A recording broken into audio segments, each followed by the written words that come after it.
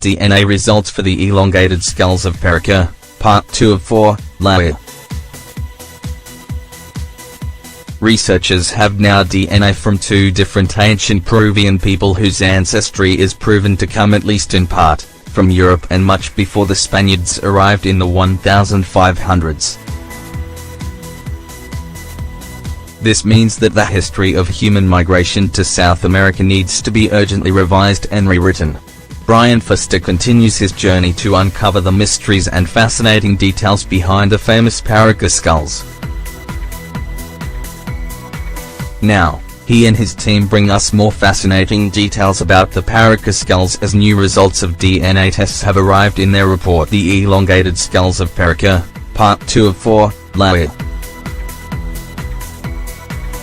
In Part 1, Brian Foster explains that the DNA tests of the baby Paracas who died nearly 2,000 years ago revealed fascinating details indicating it belonged to the haplogroup U2E1.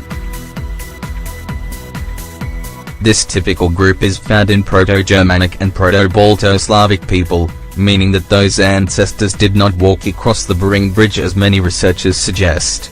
In fact, these results have raised more questions than they have provided answers for. The second Paracas skull submitted to tests remained in a private collection in the United States and was taken out of Peru by an American physician sometime during the 1930s, explains Brian Foster in his article. The Paracas skull was salvaged from the country before Peru's government decided to ban exports of pre-Columbian materials. The skull was obtained from an area referred to Oroya, located east of Lima. However, Brian Foster explains that its origins are unknown. According to tests, it is estimated to have died some 850 years ago.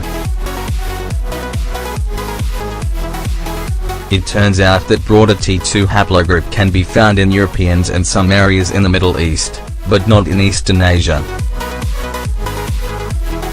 This is noteworthy because researchers have now DNA from 2 different ancient Peruvian people whose ancestry is proven to come at least in part from Europe and much before the Spaniards arrived in the 1500s.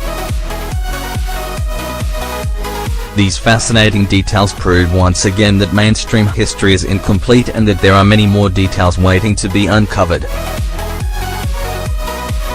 Brian Foster further explains that specifically haplogroup T2b can be traced today to the Isles of Britain, some Baltic countries and certain parts of Scandinavia.